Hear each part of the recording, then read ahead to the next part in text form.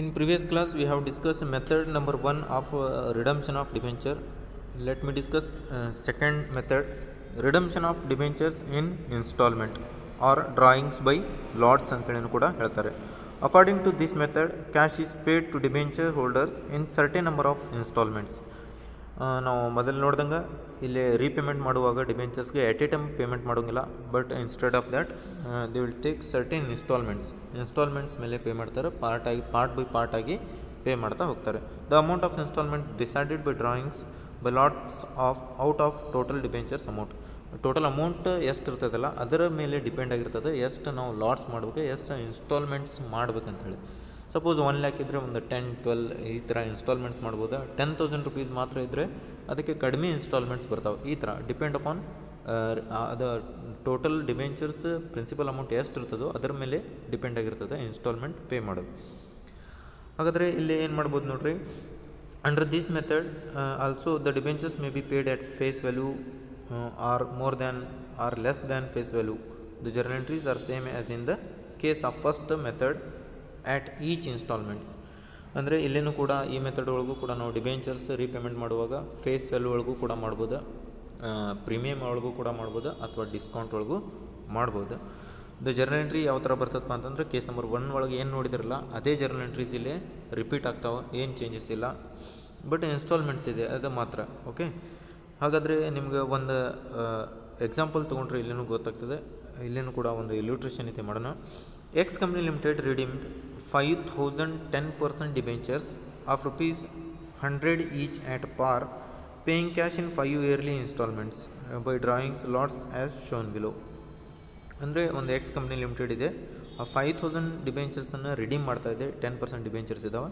ಪಾರ್ value face value ಎಷ್ಟಿದೆ ಇಲ್ಲಿ 10 ಇದೆ, ಅದೇ ವ್ಯಾಲ್ಯೂಗೆ ರೀಪೇಮೆಂಟ್ ಮಾಡ್ತಾ ಇದ್ದಾರೆ. ಅಂದರೆ ಈ problem is based on the redemption of debentures at ಪಾರ್ ಅಂಥೇಳಿ ಹೇಳ್ಬೋದು. ಹಾಗಾದರೆ ಇನ್ಸ್ಟಾಲ್ಮೆಂಟ್ಸ್ ಎಷ್ಟು ಮಾಡ್ಕೊತಾ ಇದ್ದಾರೆ, ಟೋಟಲ್ 5 ಇನ್ಸ್ಟಾಲ್ಮೆಂಟ್ಸ್ ಮಾಡ್ಕೊತಾ ಇದ್ದಾರೆ 2008, 9, 10, 11, 12 ಒಳಗೆ. At the end of every December ಮಾಡ್ತಾಯಿದ್ದಾರೆ. ಹಾಗಾದರೆ ಅಮೌಂಟ್ ನೋಡಿರಿ 1 ಲ್ಯಾಕ್ ಪ್ರತಿ ವರ್ಷ 1 ಲ್ಯಾಕ್ ರುಪೀಸ್ ಅಂಥೇಳಿ ರೀಪೇಮೆಂಟ್ ಮಾಡ್ತಾ ಹೋಗ್ತಾ ಇದ್ದಾರೆ. Pass the journal entries for the above period assuming that interest is payable every year on 31st December. Journal entries pass ಮಾಡಿರಿ ಅಂತ ಹೇಳ್ತಾ ಇದ್ದಾನೆ. ಬಟ್ ಏನು ಅಸ್ಯೂಮ್ ಮಾಡಬೇಕಪ್ಪ ಅಂತಂದರೆ ಇಂಟ್ರೆಸ್ಟ್ ಏನು ಪೇ ಮಾಡಬೇಕಲ್ಲ 10% ಇಂಟ್ರೆಸ್ಟ್, ಅದು ಎವ್ರಿ ಇಯರ್ 31st ಡಿಸೆಂಬರ್ ಏನು ಕ್ಲೋಸ್ ಆಗ್ತದಲ್ಲ ಆವಾಗ ಪೇ ಮಾಡಬೇಕಂತೇಳಿ ಅಸ್ಯೂಮ್ ಮಾಡಬೇಕು. ಓಕೆ, ಹಾಗಾದರೆ ಸೊಲ್ಯೂಷನ್ ಯಾವ ಥರ ಬರ್ತದೆ ನೋಡ್ರಿ. See solution in the books of X company limited journal entries ಅಂತೇಳಿ ಹಾಕ್ರಿ. ಫಸ್ಟ್ ಇನ್ಸ್ಟಾಲ್ಮೆಂಟ್ ಯಾವಾಗ ಪೇ ಮಾಡ್ತಾಯಿದ್ರಿ ಆ ಡೇಟ್ ಹಾಕ್ರಿ, 31st ಡಿಸೆಂಬರ್ 2008 ಇದೆ. Entry will be same like interest on debentures account, ಇದು ಇಂಟ್ರೆಸ್ಟ್ ಪೇ ಮಾಡ್ತಾಯಿದ್ರಿ along with to bank account. ಹೌದಾ, ಎಷ್ಟು ರೀ ಅಮೌಂಟ್ 50,000 ಯಾಕಪ್ಪ ಅಂತಂದರೆ 10% ಏನಾಗ್ತಾಯಿದೆ ಇಲ್ಲಿ ಇಂಟ್ರೆಸ್ಟ್ ಇದೆ. ಎದ್ರ ಮೇಲೆ ಟೋಟಲ್ ಡಿಬೆಂಚರ್ಸ್ ಮೇಲೆ. Total debentures are 5 lakh issue redemption ಮಾಡ್ತಾಯಿದ್ರಲ್ಲ ಅದರ ಮೇಲೆ 10% ಕೊಡಬೇಕಾಗ್ತದೆ ನಾವು ಫಸ್ಟ್ ಇನ್ಸ್ಟಾಲ್ಮೆಂಟ್ ಪೇ ಮಾಡುವಾಗ. ಸೊ ಟೇಕ್ 5 ಲ್ಯಾಕ್ ಮೇಲೆ ಇನ್ನೂ 5 ಲ್ಯಾಕ್ ರುಪೀಸ್ ಕೊಡೋದಿದೆ, ಇನ್ನೂ ಕೊಟ್ಟಿಲ್ಲ. ಸೊ ಅದಕ್ಕೆ 5 ಲ್ಯಾಕ್ ಮೇಲೆ 10% ಮಾಡಬೇಕು, 50,000 ಬರ್ತದೆ. ಅದೇ ಥರ ಅದೇ ಎಂಟ್ರಿ ಇದೆ 10% debentures account debited to bank account. Okay, ಎಷ್ಟು ಪೇ ಮಾಡ್ತಾಯಿದ್ದೇವೆ ನಾವು ಪ್ರಿನ್ಸಿಪಲ್ ಅಮೌಂಟ್ ಮೇಲಿಂದ ನಂಬರ್ 1 ಏನಿದೆ ಅಲ್ಲ ಅದು interest entry. Then second one redemption entry, actual ಎಷ್ಟು ಅಮೌಂಟ್ ರಿಡೀಮ್ ಮಾಡ್ತಾಯಿದ್ದೇವೆ ಅಂತೇಳಿ 1 lac rupees. How first installment ಒಳಗೆ ಕೊಟ್ಟಿದ್ದಾನೆ 1 ಲ್ಯಾಕ್ ರುಪೀಸ್ ಅಂತೇಳಿ 31st ಡಿಸೆಂಬರ್ 2008 ಅಂತೇಳಿ. ಅದೇ ಥರ 31st ಡಿಸೆಂಬರ್ 2009ಗೆ ಮತ್ತು 1 ವರ್ಷ ಆಗಿರ್ತದೆ. 1 ಲ್ಯಾಕ್ ರುಪೀಸ್ ಆಲ್ರೆಡಿ ಪೇ ಮಾಡಿದ್ದೇವೆ, ರಿಮೈನಿಂಗ್ ಬ್ಯಾಲೆನ್ಸ್ ಈಸ್ 4 ಲ್ಯಾಕ್. ಆ 4 ಲ್ಯಾಕ್ ಮೇಲೆ 10% ಇಂಟ್ರೆಸ್ಟ್ ಕೊಡಬೇಕಲ್ಲ, ಅದಕ್ಕಾಗಿ ಏನು ಮಾಡ್ತಾ ಇದ್ದಾರೆ ಒಂದು ಎಂಟ್ರಿ ಬರ್ತದೆ same entry as above interest on debentures account debited to bank account ಅಂತೇಳಿ 4 ಲ್ಯಾಕ್ ಮೇಲೆ 10% ಇಂಟ್ರೆಸ್ಟ್ ತೆಗಿರಿ, ಆಟೋಮೆಟಿಕ್ಲಿ ವಿಲ್ ಗೆಟ್ 40,000 ನಾಟ್ 50,000. ಯಾಕಪ್ಪ ಅಂತಂದರೆ ಆಲ್ರೆಡಿ 1 ಲ್ಯಾಕ್ ರುಪೀಸ್ ಪೇ ಮಾಡಿದ್ದೀವಿ, ರಿಮೈನಿಂಗ್ ಬ್ಯಾಲೆನ್ಸ್ ಈಸ್ 40,000. 4 ಲ್ಯಾಕ್ ಮೇಲೆ 10% 40,000. ದೆನ್ ಆ 40,000 ಜೊತೆಗೆ ಮತ್ತೇನು ಮಾಡ್ತಾ ಇದ್ದಾರೆ 1 ಲ್ಯಾಕ್ ರುಪೀಸ್ ಇನ್ಸ್ಟಾಲ್ಮೆಂಟು ಕೂಡ ಪೇ ಮಾಡ್ತಾ ಇದ್ದಾರೆ. ಆ instalment entry will be 10% debentures account debited to bank account. 1 lac rupees, ಅವಾಗೂ ಕೂಡ 1 ಲ್ಯಾಕ್ ರುಪೀಸ್ ಕೊಡ್ತಾ ಇದ್ದಾರೆ. ನೀವು ಕ್ವಶನ್ ತೆಗೆದು ನೋಡಿರಿ, 31/12/2009ಗೆ ಕೊಡ್ತಾ ಇದ್ದಾರೆ. ದೆನ್ ಅದೇ ಥರ 31/12/2010 ನೆಕ್ಸ್ಟ್ ಇಯರ್ ಈಗ 2 ಲ್ಯಾಕ್ ರುಪೀಸ್ ಪೇ ಮಾಡಿದ್ದೀವಿ. 2008 ಒಳಗೆ 1 ಲ್ಯಾಕ್, 2009 ಒಳಗೆ 1 ಲ್ಯಾಕ್ ರುಪೀಸ್ ಪೇ ಮಾಡಿದ್ದೀವಿ. ಮೀನ್ಸ್ 2 ಲ್ಯಾಕ್ ರುಪೀಸ್ ಪೇ ಮಾಡಿದ್ದೀವಿ ಔಟ್ ಆಫ್ 5 ಲ್ಯಾಕ್. 5 ಲ್ಯಾಕ್ ಒಳಗೆ 2 ಲ್ಯಾಕ್ ಹೋದರೆ 3 ಲ್ಯಾಕ್ ಉಳಿತದೆ. ಆ 3 ಲ್ಯಾಕ್ ರುಪೀಸ್ ಒಳಗೆ ಮತ್ತೆ ನಾವು 10% ಇಂಟ್ರೆಸ್ಟ್ ಕೊಡಬೇಕಾಗ್ತದೆ. Interest on debentures account debited to bank account ಅಂತೇಳಿ ಎಂಟ್ರಿ ಹಾಕಿ 3 ಲ್ಯಾಕ್ ಮೇಲೆ 10% ಡಿಬೆಂಚರ್ಸ್ ತೆಗೀರಿ, ಡಿಬೆಂಚರ್ ಇಂಟ್ರೆಸ್ಟ್ ತೆಗೀರಿ. You will get 30,000 rupees. ಆ 30,000 ರುಪೀಸ್ ಇಲ್ಲೇ ಇಂಟ್ರೆಸ್ಟ್ ಎಂಟ್ರಿ ಒಳಗೆ ತೋರಿಸ್ರಿ. ಇಂಟ್ರೆಸ್ಟ್ ಜೊತೆ ಇನ್ಸ್ಟಾಲ್ಮೆಂಟು ಕೂಡ ಪೇ ಮಾಡ್ತಾ ಇದ್ದಾರೆ 1 ಲ್ಯಾಕ್ ರುಪೀಸ್. ಅದಕ್ಕಾಗಿ ಮತ್ತೊಂದು separate entry, 10% debentures account debited to bank account. How much? 1 lac rupees.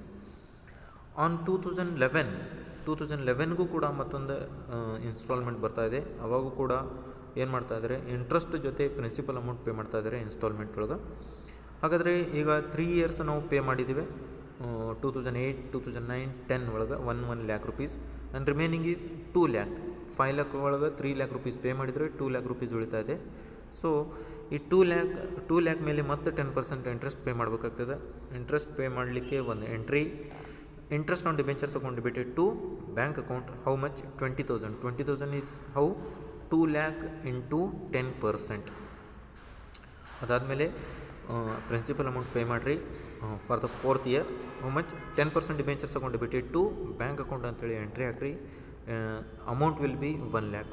For all installments is equal amount. So we have to take 1 lakh only. And last year 2012ಗೂ ಕೂಡ pay ಮಾಡ್ತಾ ಇದ್ದಾರೆ. Interest ಜೊತೆ ಏನು pay ಮಾಡಬೇಕು ನಾವು? Instalment ಕೂಡ pay ಮಾಡಬೇಕು. Last year 1 lac rupees ಅಷ್ಟು ಉಳಿದಿದೆ. ಯಾಕೆಂತಂದರೆ ಅಬೋವ್ 4 ಇಯರ್ಸ್ ಏನಿದೆಯಲ್ಲ, ನಾವು 1 ಲ್ಯಾಕ್ ರುಪೀಸ್ ಪೇ ಮಾಡಿದ್ದೇವೆ out of 5 lakh. Remaining is only 1 lakh ಉಳಿದಿದೆ. ಅದರ ಮೇಲೆ 10% ಇಂಟ್ರೆಸ್ಟ್ ಪೇ ಮಾಡ್ತಾ ಇದ್ದೀವಿ. How much? Interest on debentures account debited to bank account ಅಂತೇಳಿ ಬರೀರಿ. 1 ಲ್ಯಾಕ್ ಮೇಲೆ 10% ತೆಗಿರಿ. You will get 10,000 rupees. ಆ 10,000 ರುಪೀಸ್ ಇಂಟ್ರೆಸ್ಟ್ ಪೇ ಮಾಡ್ತಾ ಇದ್ದೀರಿ. ದೆನ್ ಇನ್ಸ್ಟಾಲ್ಮೆಂಟು ಕೂಡ ಅದರ ಜೊತೆ 1 ಲ್ಯಾಕ್ ರುಪೀಸ್ ಪೇ ಮಾಡ್ತಾ ಇದ್ದೀವಿ. 10% debentures account debited to bank account ಅಂತೇಳಿ ಎಂಟ್ರಿ ಬರ್ತದೆ. 1 ಲ್ಯಾಕ್ ರುಪೀಸ್ ರೀಪೇಮೆಂಟ್ ಮಾಡಿದಂತಹ ಇನ್ಸ್ಟಾಲ್ಮೆಂಟ್ ಪೇ ಮಾಡಿದಂತಹ ಅಮೌಂಟನ್ನು ಇಲ್ಲಿ ತೋರಿಸ್ಬೇಕಾಗ್ತದೆ. ದಿಸ್ ಈಸ್ ವಾಟ್ ಇದು ಸೊಲ್ಯೂಷನ್ ರೀ. ಆ ಥರ ಕ್ವಶನ್ ಬರ್ತದೆ. ಅದಾದಮೇಲೆ ಈ ಥರ ನಾವು ಸೊಲ್ಯೂಷನ್ ಮಾಡ್ಬೇಕು. ಒಂದ್ಸಲ ಇಲ್ಲಿ ಯಾಕೆ ಎಕ್ಸ್ಪ್ಲೇನ್ ಮಾಡ್ತಾ ಇಲ್ಲಪ್ಪ ಅಂತಂದರೆ, ಬೋರ್ಡ್ ಒಳಗೆ ಜಸ್ಟ್ ನೀವು ಎಂಟ್ರೀಸನ್ನು ನೋಡ್ಕೊರಿ, ಕ್ಲಿಯರಾಗಿ ನಿಮ್ಗೆ ಅಂಡರ್ಸ್ಟ್ಯಾಂಡ್ ಆಗಿಬಿಡ್ತದೆ. ಅದಾದಮೇಲೆ ನಾವು ಫಸ್ಟ್ ಕೇಸ್ ನೋಡ್ತಾ ಇದ್ವಿ, ಅಲ್ಲಿನೂ ಕೂಡ same entries just by hat ಹಾಕಿದರೆ ಇದು ಸೆಕೆಂಡ್ ಕೇಸು ಕೂಡ ಬರ್ತದೆ ನಿಮಗೆ, ಸೆಕೆಂಡ್ ಮೆಥಡ್. ಅದಾದಮೇಲೆ ನಾವು ಥರ್ಡ್ ಮೆಥಡ್ಗೆ ಹೋಗೋಣ. ಥರ್ಡ್ ಮೆಥಡ್ ಏನಿದೆ ರೀ, redemption of debentures out of profits. Profit. The payment made to debentures holders is made out of profit earned in the course of business. It is called redemption of debentures out of profit. Business ನಡೆಸುವಾಗ business ಒಳಗೆ ಆದಂತಹ profit ಮೇಲೆ ಪ್ರಾಫಿಟನ್ನು use ಮಾಡಿಕೊಂಡು ನಾವು ಡಿಬೆಂಚರ್ಸ್ಗೆ ಏನು repayment ಮಾಡಬೇಕಲ್ಲ, ಆ profit ಒಳಗೆ ಏನಾದರೂ ರೀಪೇಮೆಂಟ್ ಮಾಡಿದ್ದಿದ್ರೆ ಅದಕ್ಕೆ ನಾವು redemption of debentures out of profit ಅಂತೇಳಿ ಹೇಳ್ತೀವಿ. According to this method, debenture redemption reserve is to be created for the purpose of redemption of debentures. ಆ ಪ್ರಾಫಿಟನ್ನು ನಾವು ಡೈರೆಕ್ಟ್ಲಿ ಯೂಸ್ ಮಾಡ್ಲಿಕ್ಕೆ ಬರೋಂಗಿಲ್ಲ, ಅದಕ್ಕಾಗಿ ಒಂದು ರಿಸರ್ವ್ ಅಕೌಂಟನ್ನು ಕ್ರಿಯೇಟ್ ಮಾಡ್ತಾರೆ for the purpose of what? Redemption of debenture.